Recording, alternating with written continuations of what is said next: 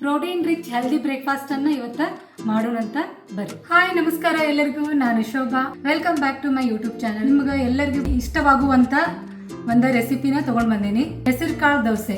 ಯಾರೆಲ್ಲ healthy breakfast ಇಷ್ಟ ಪಡ್ತಿರಲ್ಲ ಅವರಿಗೆ ಈ ರೆಸಿಪಿ. ಹೆಸರು ಕಾಳು ಫುಲ್ ಪ್ರೋಟೀನ್, ಅದ್ರೊಳಗೆ ಏನೇನು ನಾ ಮಿಕ್ಸ್ ಮಾಡ್ತೀನಿ ಅದನ್ನೆಲ್ಲ ನಿಮ್ಗೆ ವಿಡಿಯೋದಾಗ ಶೇರ್ ಮಾಡ್ತೀನಂತ.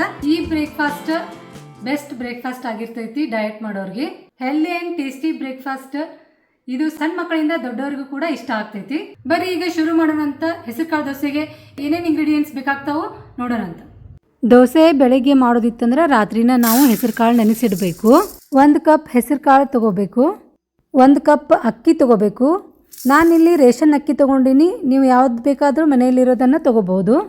ಅರ್ಧ ಕಪ್ಗಿಂತ ಕಡಿಮೆ ಶೇಂಗಾ ತಗೊಂಡಿನಿ, ಹಸಿ ಶೇಂಗಾ ತಗೊಂಡಿನಿ. ಅರ್ಧ ಟೀ ಸ್ಪೂನ್ ಮೆಂತ್ಯ ತಗೊಂಡಿನಿ. ಈಗ 2 ರಿಂದ 3 ಸತಿ ಇವನ್ನೆಲ್ಲ ತೊಳೆದು ನೆನೆ ಹಾಕಿ ಮುಚ್ಚಿಟ್ಟು ಬಿಡಬೇಕು. 5 ರಿಂದ 6 ತಾಸು ಆದ್ರೆ ಸಾಕು. ಕಾಳು ನೆನೆದಿರ್ತಾವು.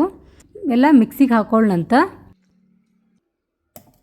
ಇದನ್ನೆಲ್ಲ ಮಿಕ್ಸಿ ಜಾರಿಗೆ ಈಗ ಹಾಕ್ತೀನಿ. ನಾವು ನಾರ್ಮಲ್ ಆಗಿ ದೋಸೆಗೆ ಅಕ್ಕಿ ರುಬ್ಕೊತೀವಲ್ಲ ಅದೇ ಕನ್ಸಿಸ್ಟೆನ್ಸಿಯಲ್ಲಿ ಇದನ್ನು ರುಬ್ಕೋಬೇಕು. ಇದು ಬೆಳಗ್ಗೆ ಟಿಫನ್ಗೆ ಬೇಗನೆ ಆಗ್ತೈತಿ. ಹೆಲ್ದಿ ಆಗಿ ಇರ್ತೈತಿ, ಟೇಸ್ಟಿ ಆಗಿ ಇರ್ತೈತಿ ಮತ್ತು ಪ್ರೋಟೀನ್ದಿಂದ ತುಂಬಿದ ಹೆಲ್ದಿ ಬ್ರೇಕ್ಫಾಸ್ಟ್ ಆಗಿರ್ತೈತಿ. ಡಯಟ್ ಮಾಡೋರಿಗೆ ಇದು ಒಂದು ಒಳ್ಳೆ ಟಿಫಿನ್ ಆಗಿರ್ತೈತಿ. ಇದಕ್ಕೆ ಈಗ 2 ಹಸಿ ಮೆಣಸಿನಕಾಯಿ ಹಾಕ್ತೀನಿ. 1 ಇಂಚ್ ಜಿಂಜರ್, ಒಂದು ಸ್ವಲ್ಪ ಕೊತ್ತಂಬರಿ, ಬೇಕಿದ್ರೆ ಒಂದು 4 ಎಸಳು ಬೆಳ್ಳುಳ್ಳಿ ಹಾಕೋಬಹುದು. ಸ್ವಲ್ಪ ಹಸಿ ಕೊಬ್ಬರಿನ ಹಾಕೋಣಂತ. ಕೊಬ್ಬರಿನ ಕಟ್ ಮಾಡಿ ಹಾಕಬೇಕು, ಬೇಗ ಸಣ್ಣ ಆಗ್ತೈತಿ. ದೋಸೆಗೆ ಹಾಕುವಾಗ ನಾವು ಯಾವ ಥರ ನೀರು ಹಾಕಿ ರುಬ್ಕೊಂತೀವಲ್ಲ ಅದೇ ಥರ ಇದಕ್ಕೂ ಸ್ವಲ್ಪ ಸ್ವಲ್ಪ ನೀರು ಹಾಕಿ ರುಬ್ಕೋಬೇಕು. ಗಟ್ಟಿಯಾಗಿ ರುಬ್ಕೊಂಡಿನಿ. ಸ್ವಲ್ಪ ನೀರು ಹಾಕಿ ದೋಸೆ ಹಿಟ್ಟಿನ ಕನ್ಸಿಸ್ಟೆನ್ಸಿ ಒಳಗೆ ಇದನ್ನು ತರಬೇಕು. ಹಿಟ್ಟನ್ನು ಈಗ ಒಂದು ಪಾತ್ರೆ ಒಳಗೆ ಹಾಕ್ತೀನಿ. ಮಿಕ್ಸಿ ಜಾರ್ನೊಳಗೆ ಸ್ವಲ್ಪ ನೀರು ಹಾಕಿ ಅಳಗಾಡಿಸಿ ಅದನ್ನು ಹಿಟ್ಟಿಗೆ ಹಾಕ್ತೀನಿ. ಇದನ್ನು ಕಲಿಸಿ ನೋಡಬೇಕಾ, ಬೇಕಂದ್ರೆ ಇನ್ನೊಂದು ಸ್ವಲ್ಪ ನೀರು ಹಾಕ್ಕೊಂಡು ಕಲಿಸ್ಬೇಕು. ಒಮ್ಮೆ ನೀರು ಹಾಕಬಾರ್ದು. ಈಗಿದು ಕರೆಕ್ಟ್ ಆಗೈತಿ. ಇದನ್ನು ಒಂದು 10 ನಿಮಿಷ ಮುಚ್ಚಿಟ್ಟು ಬಿಡಬೇಕು. ಈಗ ಚಟ್ನಿಗೆ ರೆಡಿ ಮಾಡ್ಕೊಳ್ಳೋಣಂತ. ಚಟ್ನಿಗೆ ಏನೇನು ಬೇಕಾಗ್ತಿತ್ತು ಅಂದ್ರೆ ಕರಿಬೇವು ತೊಗೊಂಡಿನಿ, ಬೆಳ್ಳುಳ್ಳಿ ತೊಗೊಂಡಿನಿ, ಹಸಿ ಕೊಬ್ಬರಿ ತೊಗೊಂಡಿನಿ ಮತ್ತು ಒಂದು 4-5 ಹಸಿ ಮೆಣಸಿನ್ಕಾಯಿ, 1 ಇಂಚ್ ಹಸಿ ಅಲ್ಲ ತೊಗೊಂಡಿನಿ. ಕೊಬ್ಬರಿ ಸಣ್ಣಗೆ ಕಟ್ ಮಾಡಿ ಹಾಕೊಂಡ್ಮೇಲೆ ಹುರಿದು ಸಿಪ್ಪಿ ತೆಗೆದ ಶೇಂಗಾನ ಹಾಕ್ತೀನಿ. ಕೊನೆಗೆ ತೆಂಗಿನಕಾಯಿ ಒಡೆದ ಸ್ವಲ್ಪ ನೀರದವ ಅವನಿಷ್ಟು ಹಾಕ್ಬಿಡ್ತೇನೆ. ಇದಕ್ಕೆ ನಾನು ಪ್ರತಿ ಸಲ ಕಾಯಿ ಒಡೆದಾಗ ಚಟ್ನಿ ಮಾಡ್ತಿರ್ತೀನಲ್ಲ ಆವಾಗ ಅದು ತೆಂಗಿನ ನೀರನ್ನು ನಾನು ಚಟ್ನಿಗೆ ಹಾಕ್ಬಿಡ್ತೀನಿ. ಟೇಸ್ಟ್ ಆಗ್ತೈತಿ ಚಟ್ನಿ.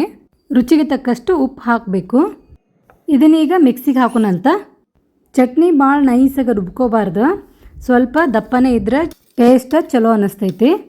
ಇದನ್ನು ಒಂದು ಬೌಲ್ಗೆ ಟ್ರಾನ್ಸ್ಫರ್ ಮಾಡ್ಕೊಂಡು ಬಿಡೋಣಂತ. ಈಗ 10-15 ನಿಮಿಷ ಆಗೈತಿ. ದೋಸೆಗೆ ಪ್ರಿಪ್ರೇಷನ್ ಮಾಡ್ಕೊಳ್ಳೋಣಂತ. ರುಚಿಗೆ ತಕ್ಕಷ್ಟು ಉಪ್ಪು ಹಾಕಬೇಕು. ಇದನ್ನ ಈಗ ಚೆನ್ನಾಗಿ ಮಿಕ್ಸ್ ಮಾಡೋಣಂತ. ಚಟ್ನಿಗೆ ಒಗ್ಗರಣೆ ಹಾಕ್ತೀನಿ. ಈಗ 1 ಟೀ ಸ್ಪೂನ್ ಎಣ್ಣೆ ಹಾಕ್ತೀನಿ, ಸಾಸಿವೆ, ಸ್ವಲ್ಪ ಜೀರಿಗೆ, ಸ್ವಲ್ಪ ಕರಿಬೇವು, 1 ಒಣಮೆಣಸಿನ್ಕಾಯಿ ಹಾಕ್ತೀನಿ. ಈ ಒಗ್ಗರಣೆನ ಚಟ್ನಿಗೆ ಹಾಕ್ಬಿಡೋಣಂತ. ಇಲ್ಲಿ ನಾನು ಒಂದು ಮೀಡಿಯಮ್ ಸೈಜ್ ಈರುಳ್ಳಿ ತೊಗೊಂಡಿನಿ, ಕ್ಯಾರೆಟ್ ತೊಗೊಂಡಿನಿ, ಸ್ವಲ್ಪ ಕೊತ್ತಂಬರಿ ತೊಗೊಂಡಿನಿ. ಇದನ್ನೆಲ್ಲ ಸಣ್ಣಗೆ ಚಾಪ್ ಮಾಡ್ಕೊಂಡು ಬಿಡೋಣಂತ. ನಿಮಗೆ ಖಾರ ಜಾಸ್ತಿ ಬೇಕಂದ್ರೆ 1 ಹಸಿಮೆಣಸಿನ್ಕಾಯಿ ಹಾಕೋಬೋದು. ಇದ್ರೊಳಗೆ ನಿಮ್ಮ ಹತ್ರ ಕ್ಯಾಪ್ಸಿಕಮ್ ಇದ್ದರೆ ಕ್ಯಾಪ್ಸಿಕಮ್ ಹಾಕೋಬೋದು. ಈ ವೆಜಿಟೇಬಲ್ ಸ್ವಲ್ಪ ಸಣ್ಣ ಇದ್ರೇ ಚಲೋ. ದಪ್ಪ ಇದ್ರೆ ದೋಸೆ ಒಳಗೆ ಹಾಕಿದಾಗ ಬೇಗ ಬೇಯುವುದಿಲ್ಲ, ಅದಕ್ಕೆ ಸಣ್ಣಗೆ ಚಾಪ್ ಮಾಡ್ಕೋಬೇಕು. ಇದಕ್ಕೀಗ ನಾನು ಪನ್ನೀರ್ ಹಾಕ್ತೀನಿ. ಇದು ಮನೆಯಲ್ಲಿ ಮಾಡಿದಂಥ ಪನ್ನೀರ್. ಇದನ್ನು ಪುಡಿ ಮಾಡಿ ಇದ್ರೊಳಗೆ ಹಾಕಬೇಕು. ಈಗ ಮಾಡ್ತಾ ಇರೋ dosa full protein rich dosa ಆಗಿರ್ತೈತಿ. ಅದಕ್ಕೆ ಈ ಪ್ರೋಟೀನ್ ಪನ್ನೀರ್ ಒಳಗೆ ಇರೋದ್ರಿಂದ ಪನ್ನೀರ್ ಇದಕ್ಕೆ ಹಾಕ್ತಾಯಿದ್ದೀನಿ. ಬೆಳಗ್ಗೆ ಟಿಫನ್ಗೆ ಪ್ರೋಟೀನ್ ರಿಚ್ ಆಹಾರ ತಿನ್ನೋದ್ರಿಂದ ಫುಲ್ ಡೇ ನಾವು ಎನರ್ಜೆಟಿಕ್ ಆಗಿರ್ತೀವಿ. ಈ ಮಿಕ್ಸ್ಚರ್ನ ನಾನು 1 ದೋಸೆಗೆ ಮಾಡಕತ್ತೀನಿ. ನೀವು ಇನ್ನೂ ಜಾಸ್ತಿ ಕ್ವಾಂಟಿಟಿ ಮಾಡ್ಕೋಬೋದು. ಇದನ್ನು ಚೆನ್ನಾಗಿ ಮಿಕ್ಸ್ ಮಾಡೋಣಂತ. ಇದ್ರೊಳಗೆ ಈಗ ಹಂಚು ಕಾಯಕ್ಕೆ ಇಡೋಣಂತ. ಹೆಸರು ಕಾಳು ದೋಸೆ ಹಿಟ್ಟಿಗೆ ಸೋಡಾ ಹಾಕೋ ಅವಶ್ಯಕತೆ ಇಲ್ಲ, ಹಾಗೆ ಮಾಡಬಹುದು. ಹಂಚು ಕಾಯ್ದೈತಿ. ಈಗ ದೋಸೆ ಹಾಕ್ಬಿಡೋಣಂತ. ಒಂದು ಸಲ ಹಂಚು ಕಾಯ್ದ ಮೇಲೆ ಅದನ್ನು ನೀರು ಹೊಡೆದ ಮತ್ತು ನಾರ್ಮಲ್ ಟೆಂಪ್ರೇಚರಿಗೆ ತರಬೇಕು. ಆಮೇಲೆ ದೋಸೆ ಹಾಕಬೇಕು. ಹಿಂಗೆ ಮಾಡೋದ್ರಿಂದ ದೋಸೆ ಚೆನ್ನಾಗಿ ಹೇಳ್ತಾವು.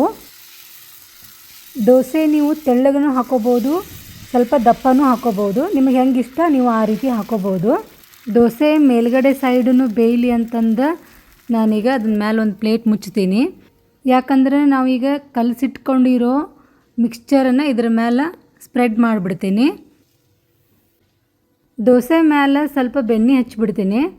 ಯಾಕಂದ್ರೆ ದೋಸೆ ಕ್ರಿಸ್ಪಿಯಾಗಿ ಬರಲಿ ಅಂತಂದು. ಡಯಟ್ ಮಾಡೋರಿದ್ರೆ ಬೆಣ್ಣೆನ ಸ್ಕಿಪ್ ಮಾಡ್ಬೋದು.